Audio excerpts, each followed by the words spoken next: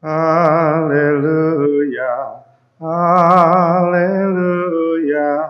haleluya, haleluya,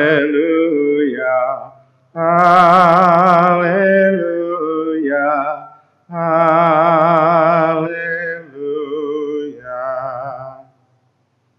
Semoga Bapa Tuhan kita Yesus Kristus menerangi mata hati kita, supaya kita memahami pengharapan yang terkandung dalam panggilan kita.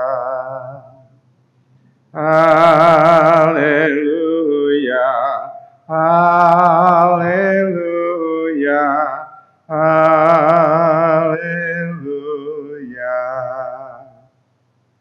Tuhan sertamu dan sertamu juga.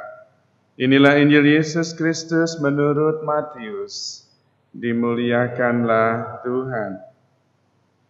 Sekali peristiwa Yesus menyatakan kepada murid-muridnya bahwa ia harus pergi ke Yerusalem dan menanggung banyak penderitaan dari pihak tua-tua, imam-imam kepala, dan ahli-ahli Taurat, lalu dibunuh dan dibangkitkan pada hari ketiga. Tetapi Petrus menarik Yesus ke samping dan menegur dia, katanya, "Tuhan, kiranya Allah menjauhkan hal itu. Hal itu sekali-sekali takkan menimpa Engkau."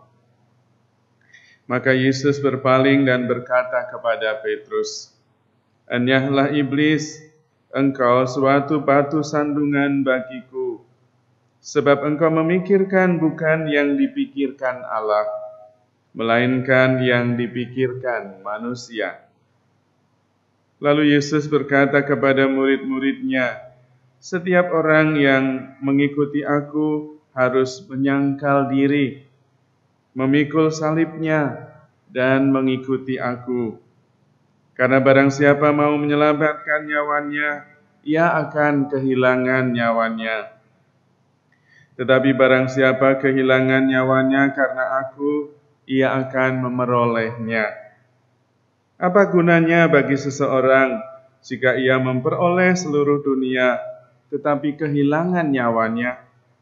Apakah yang dapat diberikannya sebagai ganti nyawanya? Sebab Anak Manusia akan datang dalam kemuliaan Bapanya, diiringi malaikat-malaikatnya. Pada waktu itu, ia akan membalas setiap orang setimpal dengan perbuatannya."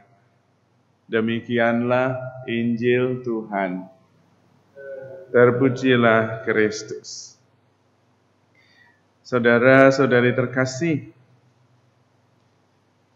Santo Paulus dalam bacaannya, dalam suratnya kepada jemaat di Roma, mengatakan bahwa kita diminta mempersembahkan tubuh sebagai persembahan yang hidup, yang kudus, yang berkenan kepada Allah. Tentu ini contohnya Yesus sendiri. Dia menyerahkan seluruh hidupnya. Bahkan kemudian dia menyerahkan nyawanya. Itulah ibadah yang berkenan kepada Allah. Tetapi untuk menyerahkan hidup kita, tidak harus menyerahkan nyawa. Menyerahkan hidup juga berarti membiarkan Yesus yang hidup di dalam diri kita. Seperti dalam surat Rasul Paulus kepada jemaat di Galatia. "Aku hidup, namun bukan aku lagi yang hidup, melainkan Kristus yang hidup di dalam diriku." Dan persembahan diri, pemberian diri yang penuh itu dimulai dengan menyangkal diri. Berani memikul salib, itu yang penting. Karena halangan terbesar untuk memberikan diri adalah kepentingan egoistik kita. Mau memberikan diri, mau melayani, tapi kemudian, waduh nanti saya tidak bisa begini, tidak bisa begitu. Itu halangannya. Maka pertama-tama untuk bisa memberikan diri sepenuhnya seperti Yesus, harus belajar sedikit demi sedikit. Belajarnya dengan menyangkal diri. supaya lama-lama kita tidak mempunyai kepentingan diri sendiri lagi. Sehingga kita bisa memberikan. Kalau dibutuhkan, memberikan nyawa, seperti para martir, seperti para rasul. Dan itulah yang diharapkan dari pihak kita, itu yang berkenan kepada Allah. Tetapi memang halangan terbesar bagi kita adalah memikirkan apa yang dipikirkan manusia, bukan yang dipikirkan Allah.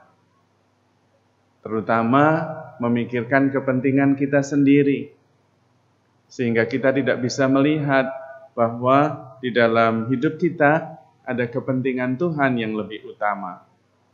Dan seringkali kepentingan Tuhan itu tidak sesuai, bahkan tidak nyaman bagi kita. Ketika Yesus mengatakan bahwa dia harus ke Yerusalem, dan di Yerusalem dia harus mengalami penolakan dari orang Farisi, para tua-tua, dan kemudian menderita dan disalibkan, Petrus tidak bisa menerima. Tidak mungkin Mesias mengalami hal seperti itu. Tetapi itu pikiran Petrus. Tuhan justru menunjukkan bahwa jalan salib, jalan penderitaan adalah jalan keselamatan. Tetapi untuk sampai ke sana, harus berani melepaskan pikiran-pikiran kita, kepentingan-kepentingan kita, sehingga kita bisa sungguh-sungguh mengikuti kehendak Allah. Sikap yang dituntut adalah sikap seperti Bunda Maria. Aku ini hamba Tuhan, terjadilah padaku menurut perkataanmu. Tuhan lebih pintar, Tuhan lebih bijaksana, kita harus taat. Bukan sebaliknya. Petrus bersikap sebaliknya. Bukan Tuhan lebih bijaksana, dia merasa lebih bijaksana. Tidak mungkin Mesias mengalami penderitaan seperti itu di Yerusalem. Itulah langkah yang harus kita pelajari, yaitu memikirkan apa yang dipikirkan Allah atas hidup kita. Dan latihannya adalah dengan menyangkal diri, mengurangi ego kita sedikit demi sedikit.